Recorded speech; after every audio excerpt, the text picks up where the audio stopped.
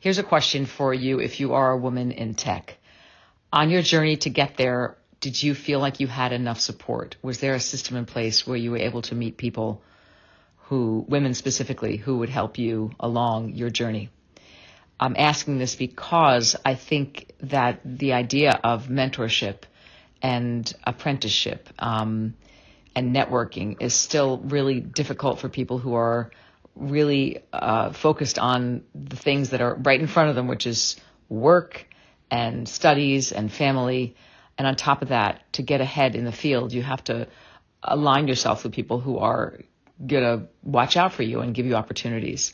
It's really difficult. And today we're going to talk to Lynn Fernando, who is a busy woman herself, but has a sort of a second career in building this organization called Tech Girl. She's the chief marketing officer, and her full-time gig is in the world of venture.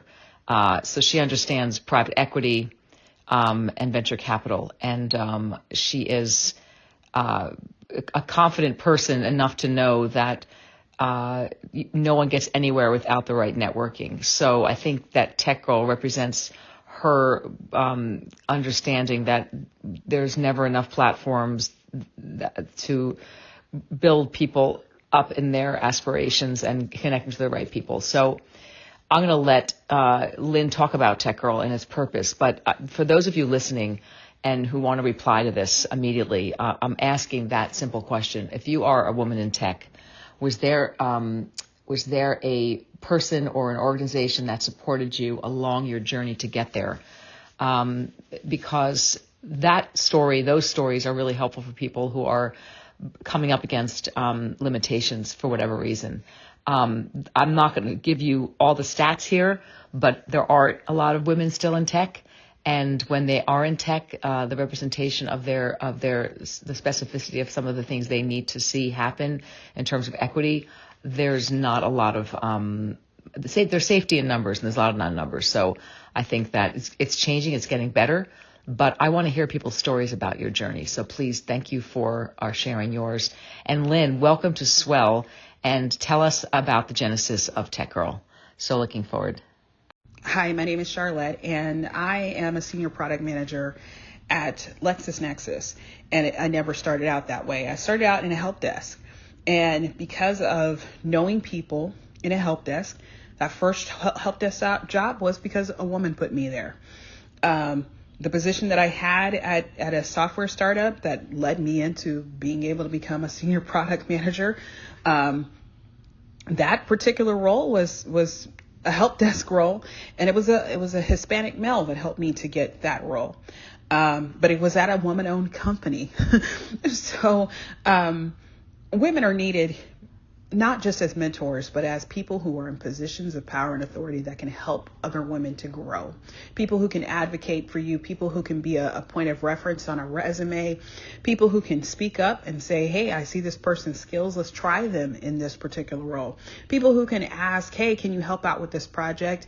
People who can make a phone call and say, hey, I know that XYZ organization is a nonprofit. They're looking for someone to help them to figure out their technology plan. Can you volunteer some hours to go and help with it? And then as a result of that person doing that technology consultation for a nonprofit, they wind up maybe becoming a senior executive at a tech company. Those types of things happen every day. And majority of people that are doing that are male. Women in technology are oftentimes looking for mentorship. And I think that mentorship is great, but advocacy is so much more. As more women are looking for opportunities to become tech entrepreneurs, we need to make sure that we advocate for their funding, their financing. We also need to make sure that when women are just in regular careers, regular jobs, like I have a regular job, but I also have a tech entrepreneur mindset, and I'm looking for my next great opportunity. Advocating for people to be able to have places where they can incubate an idea, and doing that type of advocacy at a global level, not at a local level. We have a lot of women in technology. I particularly am African American, so there's a Black Women in Technology group on Facebook. There's 3 of them that I'm a part of. They're all great and wonderful until you kind of realize that we're not really getting the benefit of the group. What is the benefit of the group? The benefit should be that in the end, if something goes wrong, you don't have to, in your career, you don't have to wait 6 months to a year to find a job. That was not the case for me when I was laid off in January. I found a job within 6 weeks. That was because at this point I can advocate for myself. I put a video out. I kid you not. The day that I was laid off, I put a video out on LinkedIn that I created with CapCut. It's a editing software for TikTok.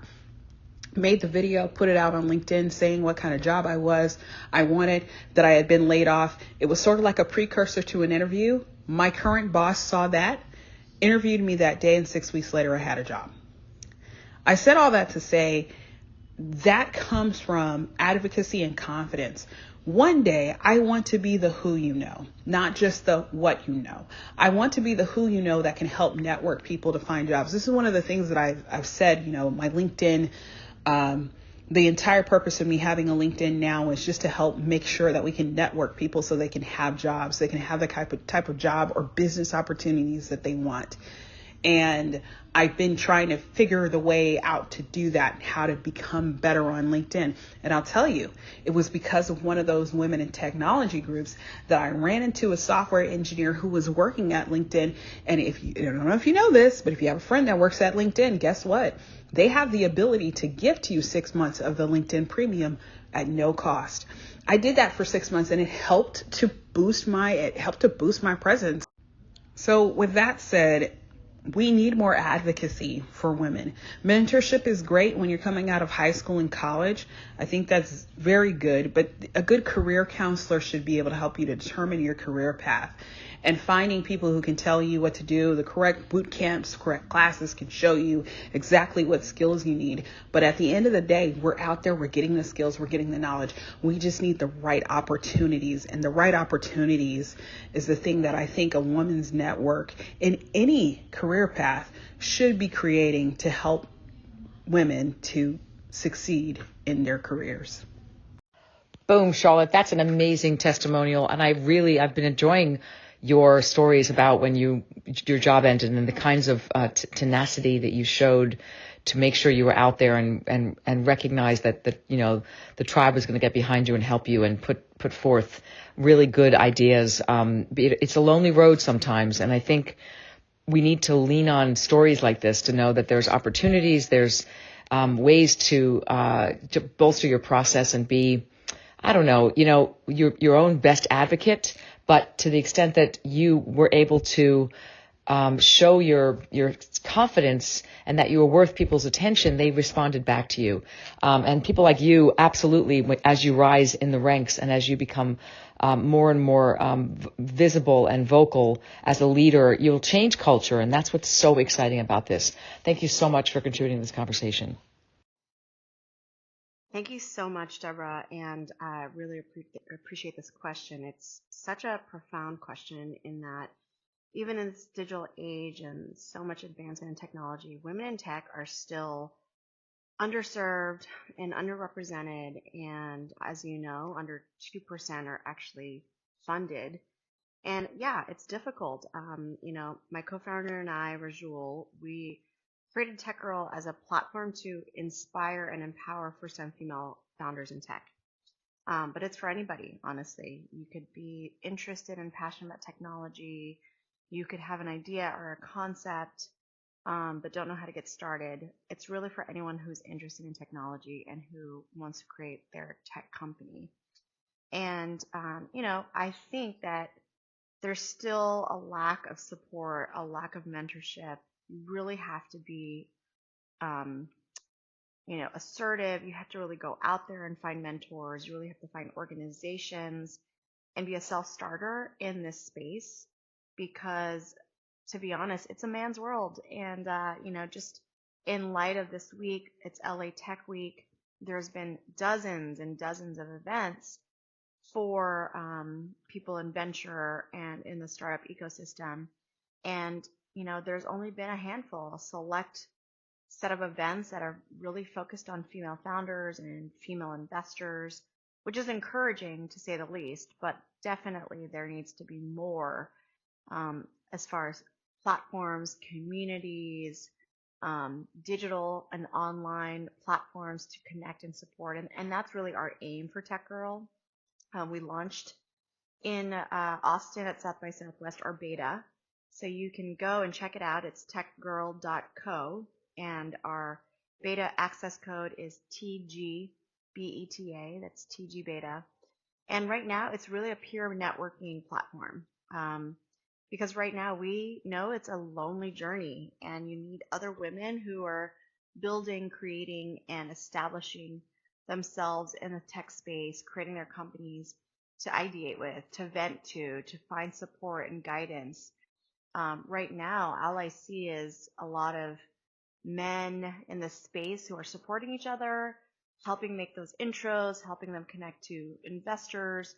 And that is our mission. And that's our goal long term, is to have this platform, to have a community where peers, mentors, investors, and allies can go and support first-time female founders, because it is a lonely road. It is definitely an area that is, again, still underserved. And honestly, had I had this platform 10, 15 years ago, my career would have taken a different trajectory.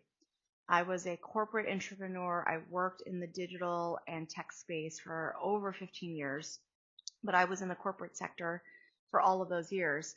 It was, for me, safe, for me, comfortable. I had a nice salary. I had kids. But had I had Tech Girl early on in my career, I probably would have had the confidence, probably would have had the guts and the support system to go out on my own and to raise capital, to launch my ideas. And that is what we're trying to do with Tech Girl going forward, is now that we're in the second half of our lives, we want to pay it forward. We want to provide the women that we have been helping along the way with a more formal platform to do that. And so I really commend all the platforms that have been there. We look forward to honestly partnering with many of them because all boats rise, and we really need to support each other in this movement. So thank you for the question. I look forward to hearing any other thoughts that you have about this. Hey, Lynn, it's great to hear your voice, and thank you so much for coming on and kind of digging into the Tech Girl goals and how they relate to just expanding people's opportunities and really digging into community. I wanted to ask you about mentorship in your career. Was there a particular person at any point that really turned your head around and helped you have the confidence and the focus to do what you're doing? I'm just curious because you're so passionate about this, and I'm wondering if there's a particular person or a group of people or an experience that really shined a light on the power of networking and community and things like that. I'm also going to invite the founder of Swell. She's also the CTO, and she's a great person to talk to about women in tech and about entrepreneurship. So I'll tag her here, and I think she'll be able to also speak to the idea of who she has mentored or who has mentored her, and the idea of having an app that really connects women together through tech. I think it's wonderful. And Swell is absolutely poised to partner with you and highlight the work you're doing. So let's try to hear from her. And also, I'd love to hear from you in answering this question. Thanks so much. Yeah. Hey, Deborah. So there were so many people in my career that were mentors and supporters, and I'm so grateful for that. During my long career at Disney, my boss actually was my mentor. I worked with her for over 10 years, and she really was the one that inspired me to be entrepreneurial within the corporate environment. She gave me a lot of advice on political capital, social capital, managing relationships, a lot of, soft skills that I think are so integral as far as a woman, a female, trying to, work her way up the corporate ladder. But I will say there were a lot of men as well in my career, especially some of the executives, male executives within the organization. I worked in the digital and gaming sector, so I was really fortunate to be able to work on a lot of tech products, and a lot of the men there were just so instrumental in bringing me into high-profile projects. Mark Walker, Jimmy Pitaro, They're still major leaders and major players at ESPN and Disney. And I will say there was a little bit of an imbalance, right, as far as female and male mentors. In fact, it was only later in my career at Disney that they actually implemented a mentorship matching program. And, obviously large organization, lots of different micro cultures, micro orgs. But through that formalized process, I think there was a willingness for other female executives to mentor other women leaders, especially up and coming executives and managers.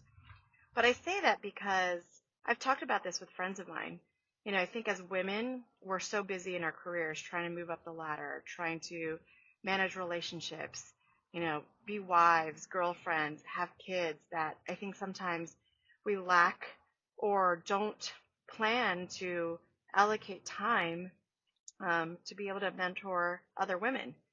Whereas I think, men maybe, this is a generalization, men maybe just do it naturally. They're in these positions, obviously, to provide guidance and support. And maybe in my career, they were just more approachable. I remember being very intentional about identifying up-and-coming women in the organization to support them and to have coffees with them and to provide them with advice.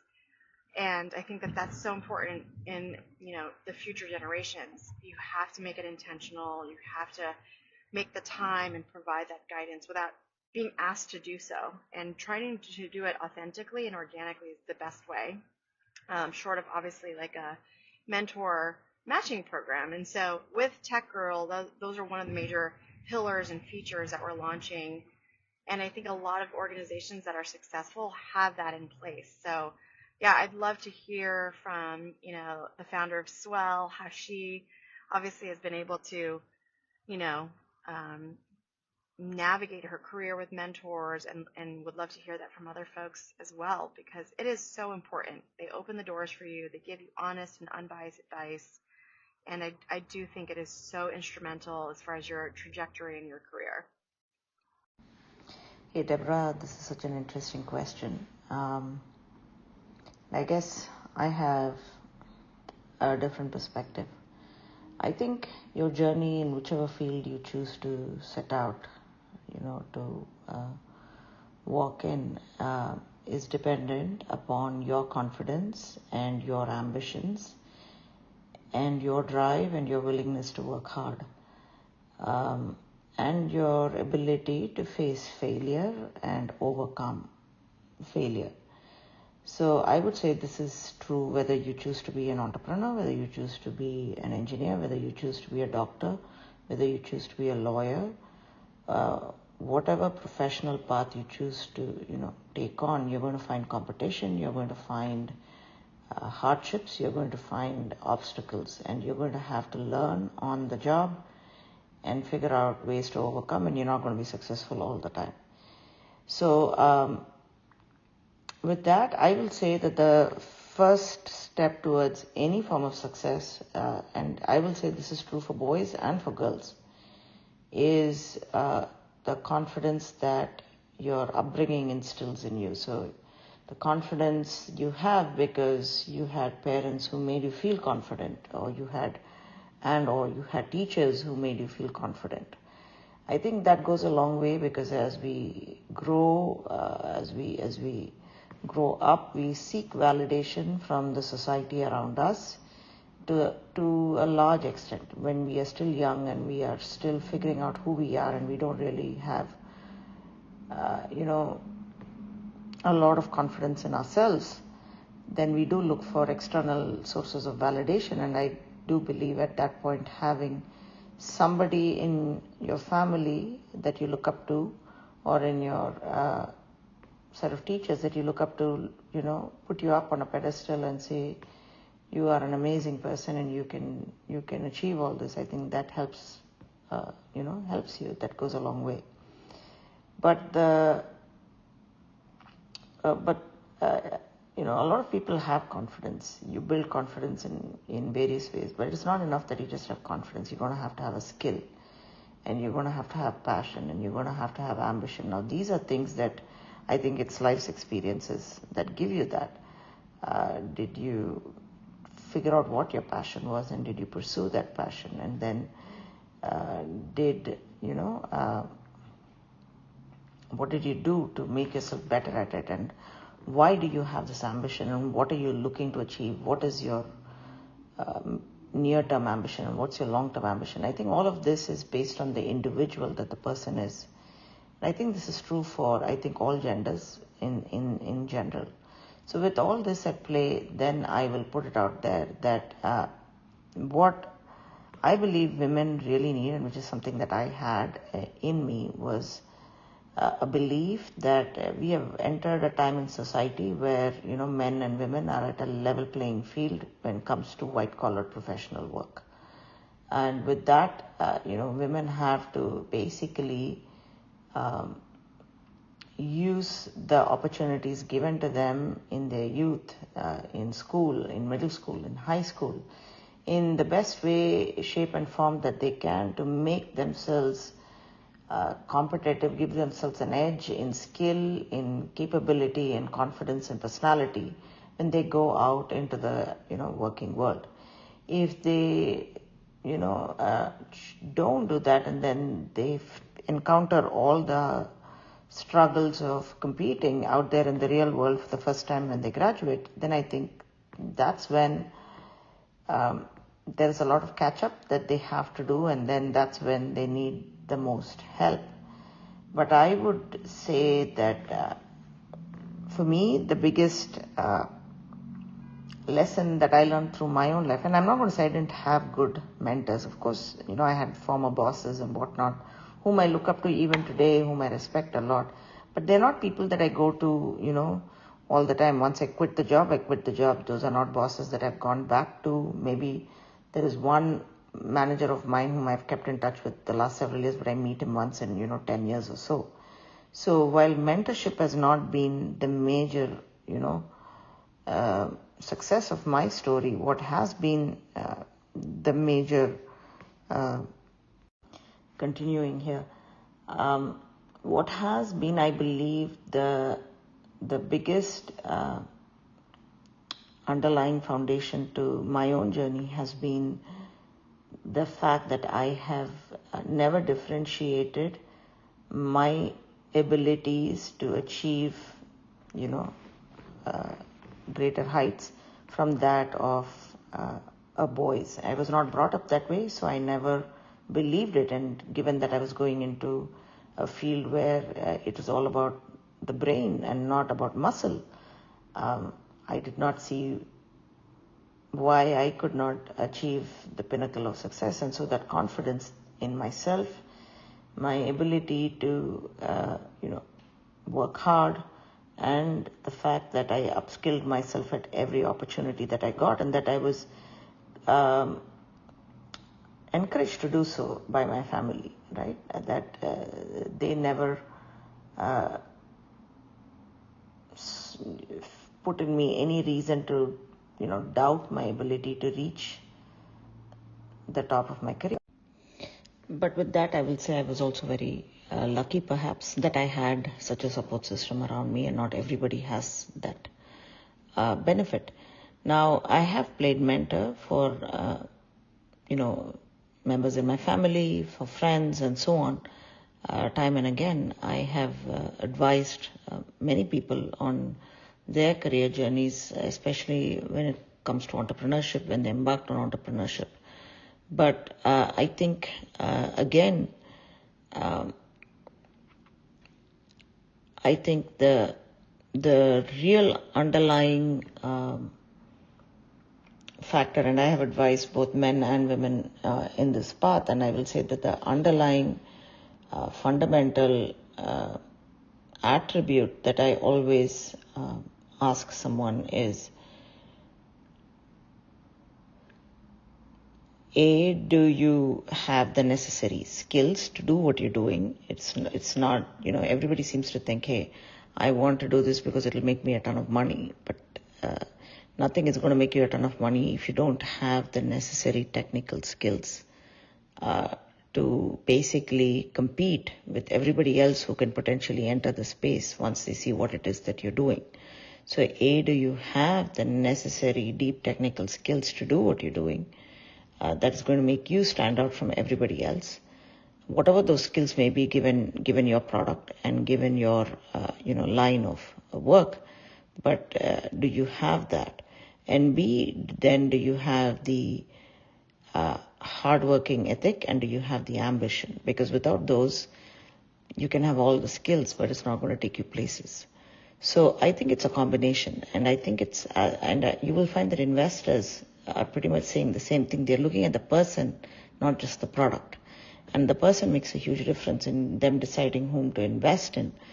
And so one of the biggest things that I think what I have ended up telling most people who start this journey is, it's like, somebody saying, I want to climb Everest, right? If somebody comes to me saying that I want to climb Everest, the first thing is, how passionate are you about mountaineering? How skilled are you at it? How much hard work are you willing to put? How many hours in a day, and how many days in a week, and how many weeks in a year, and years in, your life are you willing to contribute towards that? Because scaling Everest is not something that happens tomorrow, right? Just because you thought of it today. It's a lot of hard working. With all that, you may never get there. People have spent their entire lifetime trying to do so, and that's what this journey is going to be like. And so the question really is this the right journey for you? And how badly do you want it? And how good are you? And how skilled are you? And how much more skill are you willing to, get to where you want to go to? And I think it's a combination of all this that makes it the personality of the person who will succeed in this journey. This is just my thoughts on this, and that I wanted to share. Hey, Elizabeth, it's really nice to hear you here and your perspective. I totally share. And, listen, networking with anybody is great, but to not really know the interest that someone has for you because of some kind of gender issue is always frustrating. On the topic of patents, it's really interesting. It's a whole separate conversation. I hope you start one. Just sharing with us the tips or the stats of patents between gender, so we understand what's going on and how we can support more awareness. It takes a lot to create something to finally get a patent. It takes support from others. It takes organization. It takes, years of trial and error. And it really is the imbalance of society still. We're trying to sort of figure that out. But it's just fascinating just to point it out and say, what does this look like? And how can we make the road towards getting patents more expansive to include a lot of different kinds of circumstances? I'm really hoping you want to do this, because I'm interested. Thanks.